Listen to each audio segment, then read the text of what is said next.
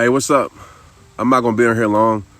I know I really don't come on live, at least Instagram live very often, but I just want to say this, man. I'm out here running.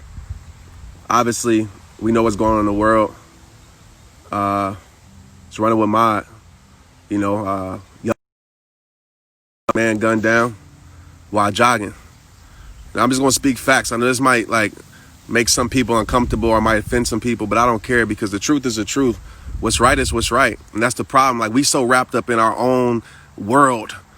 We convince ourselves that wrong is right. We so worried about political sides and so worried about all these dumb things. We will literally ignore what's wrong just to prove ourselves right, even when we know it's wrong. And that's what I don't understand. And I know a lot of people are going to post pictures and do all these things, which are great. But it's like, especially if you're on the other side of the fence of this, what are you going to do to educate people of your color about this? Let's be real. Like, I'm a black man, and though I've been an athlete, it's made it easier for me. Like, I grew up in a racist community where I was the only black kid in that community. So I know how I felt to be like prejudged. I know how I felt to be looked at a certain type of way. I know how I felt to be treated unfairly, where I wouldn't make a team when I was the best out there. And so my dad literally had to fight for that. And as I became a better athlete, you get treated a little bit differently because you're providing something that benefits the world, right? I remember also when I was going to the NFL, I just talked about this on Facebook, and I'm just trying to set the stage for you guys to let you know it's real. And I get it. There's a lot of beautiful people. We shouldn't see color. I understand all of that stuff. Like, if you listen to my videos, listen to Divided States of America, listen to my video Colorblind, one of my first spoken words. Like, I believe that we should judge people by their character, not by their color. But unfortunately, it doesn't happen like that. Unfortunately, I fit the description. That's just facts. You know how many times, I got pulled over before, and I'm not just talking about police officers, 'cause I have a lot of police friends, but I got judged before, even with speaking. Let's be real, I'm in an industry where you don't see a lot of people like me. You don't see a lot of people, definitely don't look like this. If they're my color, they're definitely clean cut. I really don't see me. And I've told people, I'm not with the bring me on stage just because you want a black guy. I'm not. Bring me on stage because I'm a beast. Period.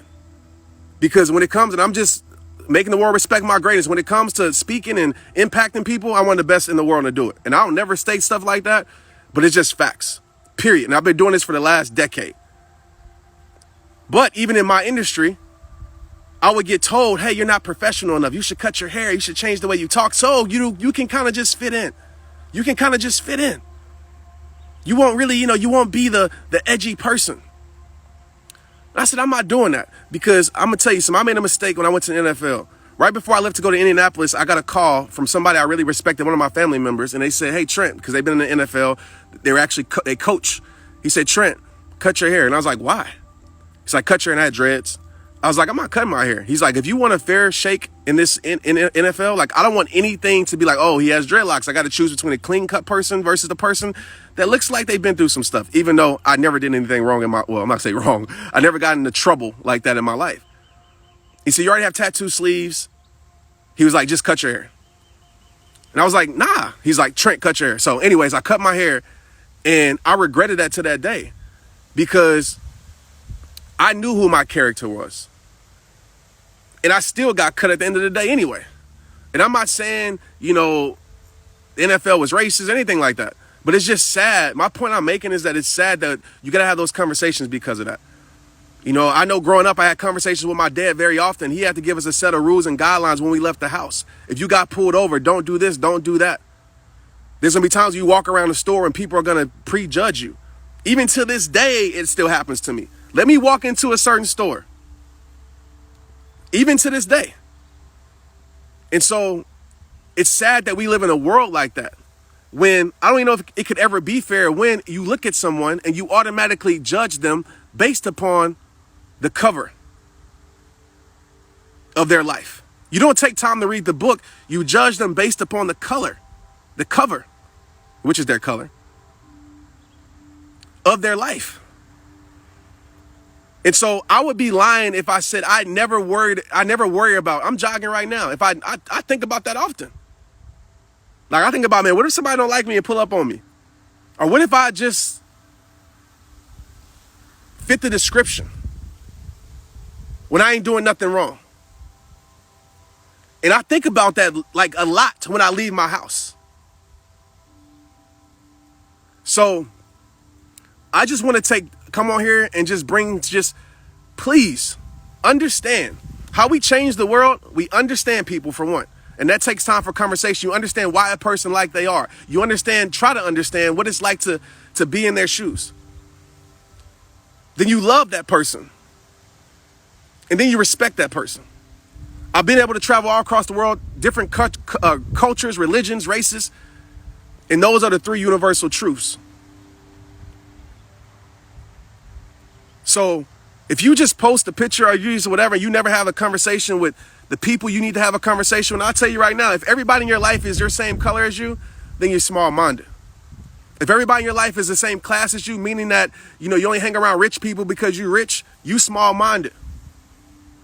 If you never speak on certain things, I'm not talking about online because a lot of people do it for clout. I'm talking about to your kids. I'm talking about to your community. I tell kids all the time, listen, I'm a public speaker, man. They want to put you in a box of just being a rapper or just being, athlete. That's all they want to put you in the box in. I want to tell you, your life is bigger than that. You can be a published author. You can speak on big stages across the world and be who you are. We need more people like that. And we need more people promoting that and allowing that. And not for no sympathy points.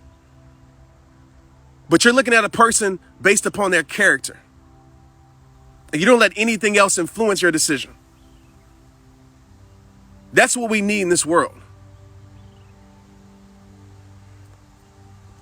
But it's going to take you having that conversation. You bringing that light and that understanding.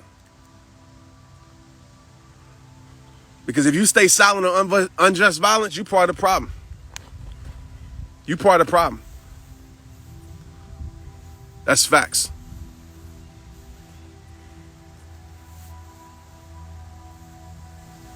Stuff ain't fair, man, but it's life.